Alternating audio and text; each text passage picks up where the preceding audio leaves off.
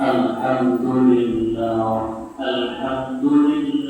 نحمده ونستعينه ونستغفره ونعوذ بالله من شرور أنفسنا ومن سيئات أعمالنا من يهده الله فلا مضل له ومن يضلله فلا هادي له ونشهد أن لا إله إلا الله وحده لا شريك له ونشهد أن سيدنا ونبينا وسندنا وحبيبنا ومولانا محمدا عبده ورسوله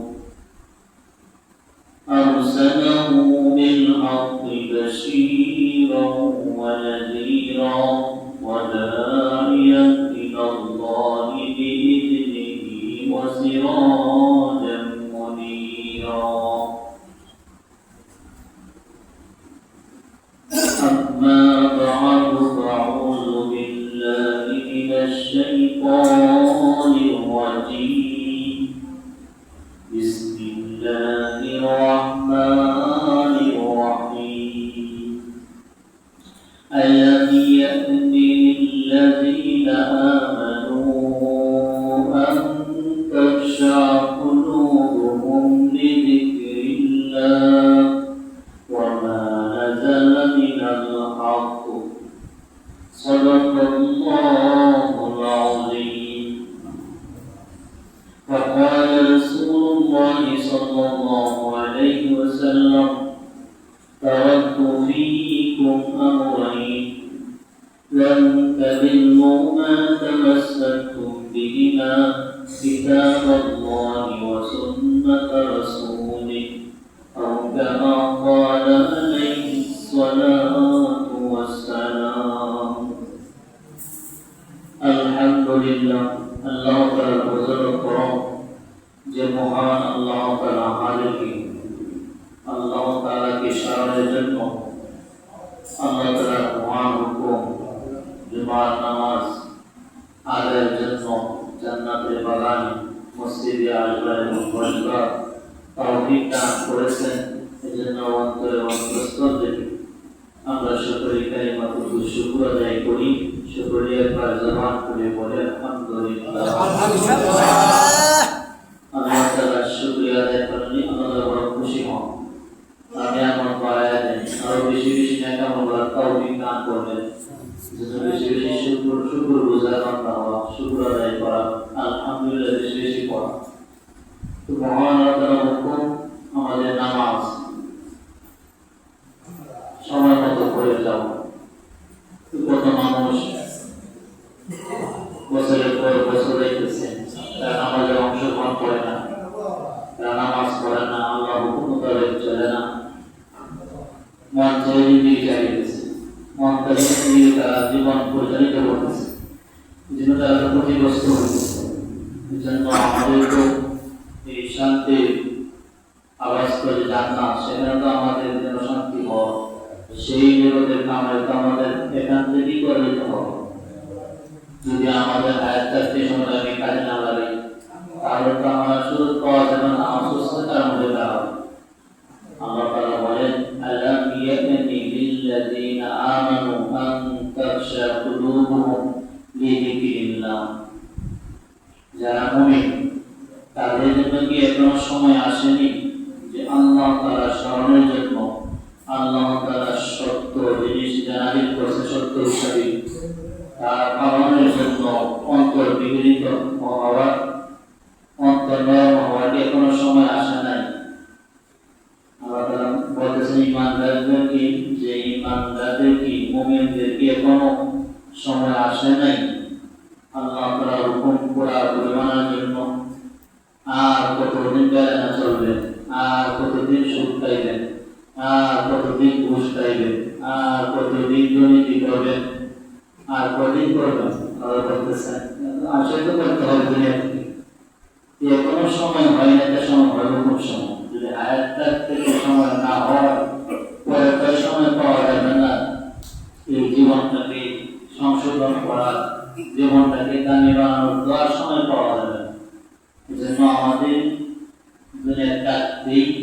আমাদের জীবনটা কি করতে হবে? আমার কাজে লাগাতে হবে। জন্য আল্লাহ তাআলা বলেন, আল্লাহ তাআলা হুকুম পুরোপুরি পালনের জন্য আমাদের অন্তরকে নরম করতে হবে। এজন্য আমাদের অন্তরে নম্রতা নাই, আখিরাতের ভয় নাই, আল্লাহ তাআলার ভয় নাই, ভয় উঠে যেতেছে। জন্য বেশি কান্নাকাটি করা, অন্তরে ভয় স্থাপন করা, আর আমাদেরকে চলে যেতে হবে। আমি যে আজে বাজে করতেছি, আমি আমার মন জীবনে চালাইতেছি, আমি যেন সুন্নত থেকে অনেক দূরে, আল্লাহ তাআলার হুকুম থেকে অনেক দূরে, তো আমার জিন্দেগি কি ফেসলা হবে, আমার জীবনের শান্তি কি করে আগাতে হবে, আমার পরিবর্তন কেন হবে, এই বই নাও। যদি আমি এই বই করি এবং খাঁটিভাবে যদি তওবা করি, আল্লাহ তাআলা কি করবেন? এই দুনিয়ার জিন্দেগি গুনাহ খাতা ক্ষমা করে আল্লাহ তাআলা আমাদেরকে জান্নাতের বাসিন্দা বানায় দেবেন। সুবহানাল্লাহ। জন্য কি করতে হবে? আমার তওবার একটা শর্ত আছে যে নিজের গুনাহের জন্য মুক্ত হতে হবে, গুনাহের জন্য লজ্জিত হতে হবে এবং গুনাহ ছেড়ে দিতে হবে এবং ভবিষ্যতে গুনাহ না করার প্রতিজ্ঞা করতে হবে যে আমি কোনোদিন আর কোনো গুনাহ কাজ আমি করবো না, অন্যায় কাজ করবো না। এবং বান্দার কোনো হক থাকলে এই হক আদায় করে দেওয়া, কোনো মানুষ কোনো কিছু পাইলে আমার কাছে তার কাছে পরিশোধ করা, তো আমার মাঝখানে কষ্ট পায় থাকলে তার কাছে ক্ষমা চাওয়া, এটাও কি আমাদের তওবার শর্ত। এই জন্য এই শর্ত পালন করে যখন আমি খালি তওবা করবো, আল্লাহ তাআলা অবশ্যই আমাকে ক্ষমা করে দেবেন। আল্লাহ তাআলা তো বলছেন আমার কাছে তোমরা তওবা করো, ক্ষমা চাও, আমি আল্লাহ তাআলা তোমাদের যদি সাগরের ফেনা পরিমাণও যদি গুনাহ হয় তোমাদের, আর তোমরা আমার কাছে তওবা করো, তো আমি এই সাগরের ফেনা পরিমাণ গুনাহ হইলেও আমি আল্লাহ তাআলা মাফ করে দেব। সুবহানাল্লাহ। জন্য আল্লাহ বেশি মাফ চাইবো, ইনশাআল্লাহ কি বলেন? বেশি ক্ষমা চাইবো তো আমরা। জন্য জিকিরের মাধ্যমে, দোয়ার মাধ্যমে, নামাজের মাধ্যমে সবসময় জিকির আছে, আস্তাগফিরুল্লাহ, বেশি দোয়া করা, কান্নাকাটি করা, আমরা বড় খুশি। জন্য আমাদের জীবনে আমাদের হুকুম মানতে হবে এবং নবীর সুন্নতকে আমাদের আঁকড়ে ধরতে হবে। আল্লাহ তাআলা রাসূল বলেন বিদায়ের সময় যে আমি দুইটা জিনিস তোমাদের রেখে দিয়েছি, তারা তুফিকুম আমরাইন লান তাদিল্লু মা তামাসসাকুম বিহিমা।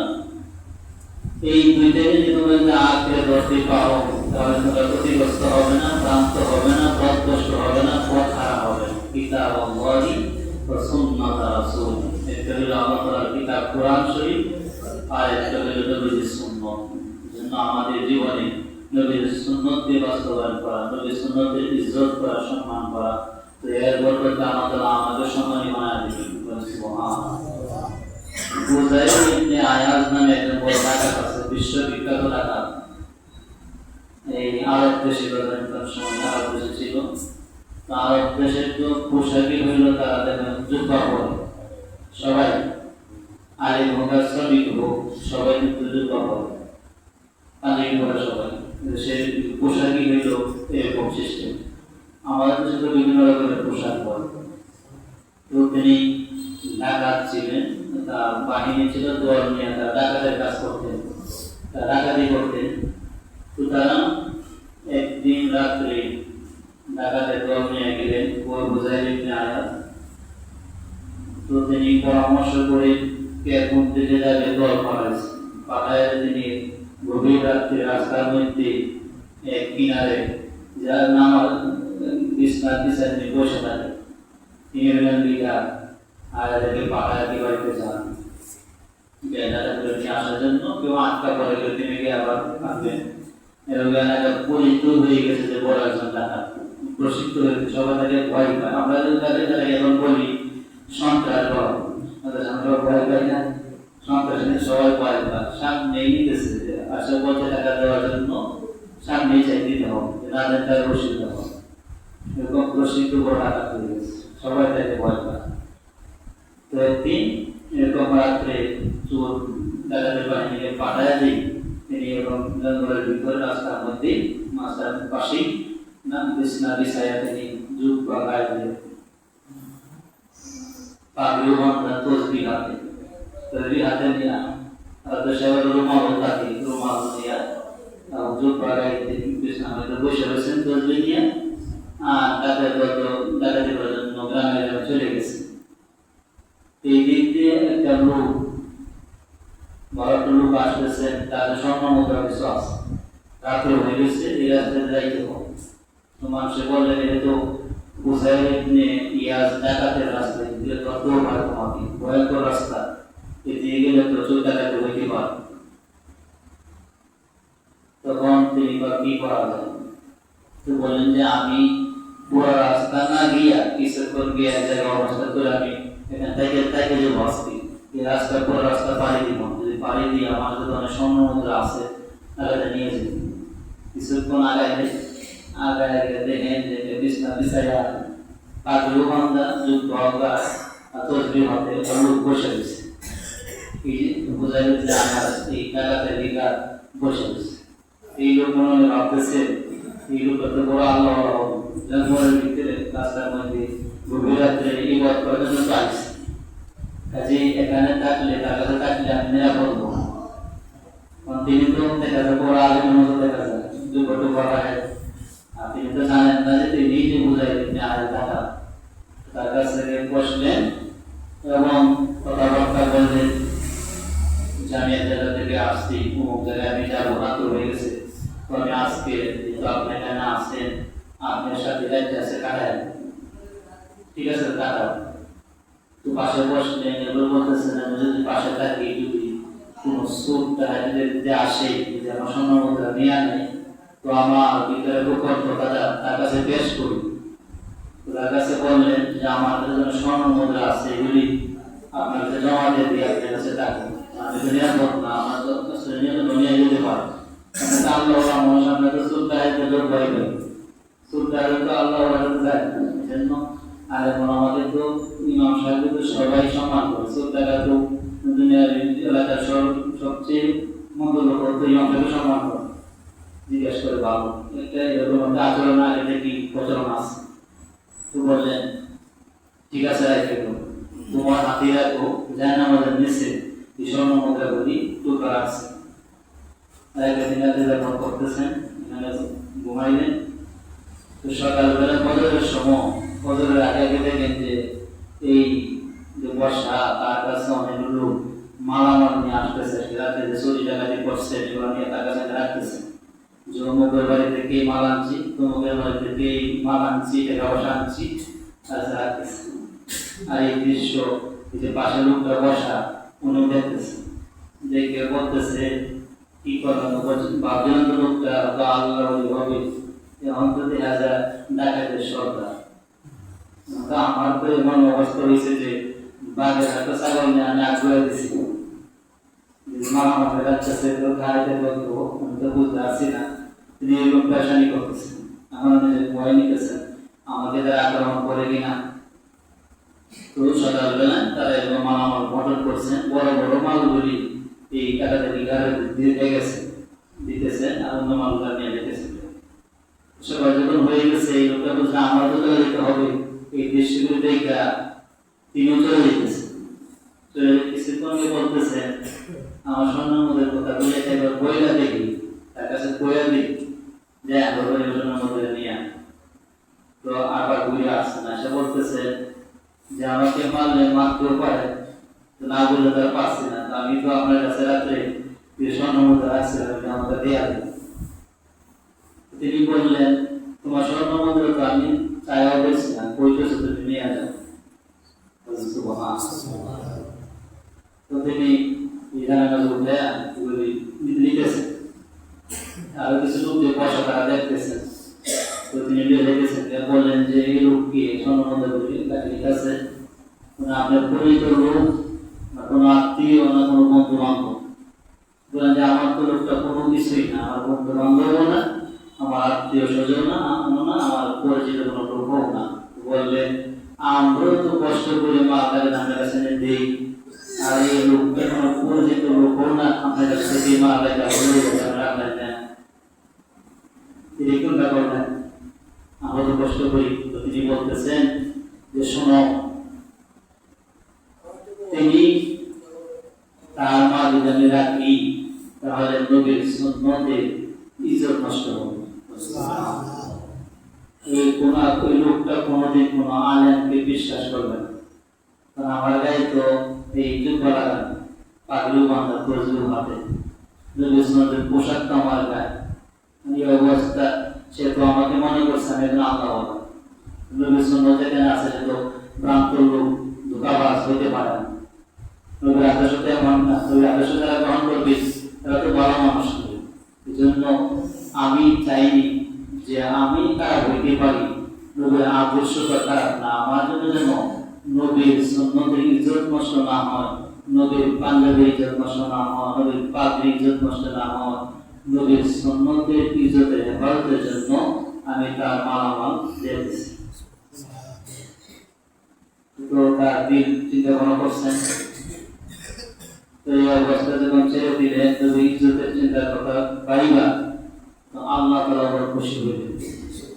আল্লাহ তাআলা ফেরেশতাদেরকে বললেন যে ফেরেশতারা হেদায়েতের যে কাতারা নাও, এই কাতারের মধ্যে উযাইর ইবনে আযার নামটা উলুদের কাতারে লিখে দাও।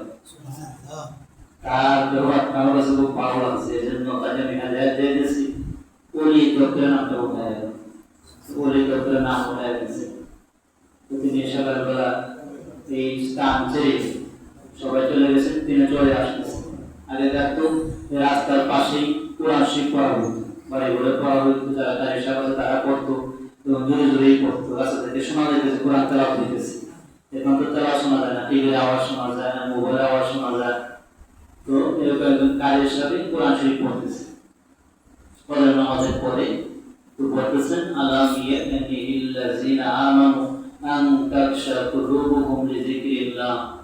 যারা মুমিন তাদেরকে কোনো সময় আসে নাই আল্লাহ তাআলার স্মরণের জন্য অন্তর বিগলিত হবে, অন্তর নরম হবে। তো অন্তর নরম হওয়ার জন্য কোনো সময় আসে নাই, আল্লাহর হুকুম পালন করার জন্য কোনো সময় আসে নাই। যার প্রতিদিন তুমি চুরি ডাকাতি করবা, আর প্রতিদিন তুমি অন্যায় পথে চলবা, আর প্রতিদিন তুমি সুদ ঘুষ না দেয় ইসলামে জড়িত থাকবা, তোমাকে বিদায় নিতে হবে না। এই আয়াত তারা আরবি ভাষা বুঝছে, আরব দেশে তো এই আয়াত পড়তেছে। যখন এই আয়াত শুনলে অর্থ বুঝলেন তো তার অন্তরে লাগে বসছে। তিনি মালিক তার সাথে আমারই বইতেছে কথাটি, তার সামনে আমার দেখছে এরকম ভাবতেছে। বাড়ি ভাগে দরজা মাথা থেকে কট করে দিলেন, আঘাত করলেন। তো বললেন কে? তিনি বললেন যে দরজা আগে খুলো। ডাকাত তো তার বাসা তো সেও জানে না, সুন্দর বলল তো হয়েছে আমি আসছি, দরজার কথা আছে, দেখবার পরে দরজা আগে খুলো। তো বলে নাম তাইও বলে নাম না করলে না বলে দরজা খোলা যাবে না। তো বললেন যে আমি বললাম উযাইর ইবনে ইয়াস। তিনি কর্তৃক ফুকার হিসেবে একবারে হতভম্ব হয়ে গেছে। দরজা খুলতেছি, মুহূর্তে দরজা খুলে দিলেন। দরজা খুললেন, খোলার পরে ঘরে আসলেন। আসার পরে বলতেছেন কোন জায়গা থেকে পড়ছিলেন আবার পড়ে। সে মনে মনে কইতেছে আমরা ভুলভাল হয়ে গেছে, যে চোখ যে লাল দেখা যায়, তোর তরবারি হাতে আমি তাইগুলো শেষই আমার কাছে মানে এই করে যে অবস্থা। বলেন তিনি তেলাওয়াতটা আবার বইয়ের সাথে যখন তেলাওয়াত করে তখন তো আরো মনোযোগ পাইয়া যায়। তো খুব মনোযোগের সঙ্গে এরকম বই নিয়ে আমি আজকে শেষ হয়ে দিতে পারি, এই আয়াতটা আবার পড়বেন। আলাম ইয়ানিল্লাযিনা আন তাখশা কুলুবুহুম লিযিকরিল্লাহ ওয়া মা নাযালা মিনাল হক। ইয়ার পড়ার পরে তিনি আমার আলাদা সায়াতে এবং দায়িত্বের অবস্থা আমার উর্দু ধরে রাখছে কিনা, তো সায়াতে নিজের কাজ হচ্ছে পানি পড়ছে। তো তিনি তার মাথায় হাতে ধরলেন যে আমি আপনাকে আক্রমণ করার জন্য আসি নাই, আমি এসেছি আপনার হাত ধরে তওবা করার জন্য, আমাদের তওবা করায়। মুহূর্তে দিল পরিবর্তন হয়ে গেছে কিসের জন্য? এই নবীর সুন্নতের ইজ্জতের হেফাজতের জন্য। তো তারা সব বললেন যে ও তওবা করলে তো হবে না, আপনাদের সুন্নাতে করছেন এগুলো মানাতে করে দিতে হবে, তাদের বাড়িতে চুরি করছেন এদের মাপ চাইতে হবে। তো বলেন লিস্টি তো আমার কাছে আসেই, কার বাড়িতে এগুলো মানাচ্ছে আমার লিস্টি আছে, লিস্টি নিয়ে যাবো। তিনি তওবা করলেন এবং বাড়ি বাড়ি গিয়া এই মালামালকে দিয়ে আসেন এবং মাপ নিয়ে আসেন। তুলনা করলেন ইহুদির বাড়ি থেকে চুরি ডাকাতি করছেন, তার বাড়িতে মাপ আনার জন্য গেছেন, তার মালামাল ফেরত জন্য গেছেন। তো তাদের সামনে যাওয়ার পরে বলতেছেন আগের মালামাল বিশেষ হয়ে গেছে, আবার ডাকাতি করতে আসেন থেকে আমার বাড়িতে, শাদী করার জন্য আসেনি, আসি মা আপনার জন্য আসছে। তো বললেন মা আপনার জন্য আসছেন নাকি অন্য কোনো প্রলোভন দিয়ে আরো মান দেওয়ার জন্য আসছেন? বিশ্বাস করতে রাজি না, ইহুদি তো, হিন্দু তো।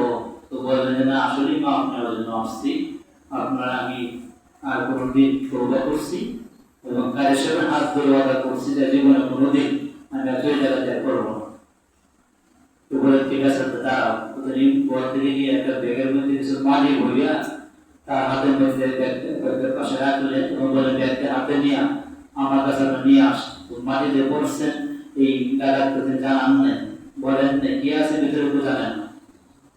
তো তিনি ব্যাগটা নিয়ে কিছুক্ষণ পর তার হাতে দিলেন এবং ব্যাগ করলেন, করার পরে বলতেছেন যে ঠিক আছে, আপনি আমাকে আপনার এই মাপ দিব, আপনার হাতে আমি কালেমা পড়ে মুসলমান হতে চাই।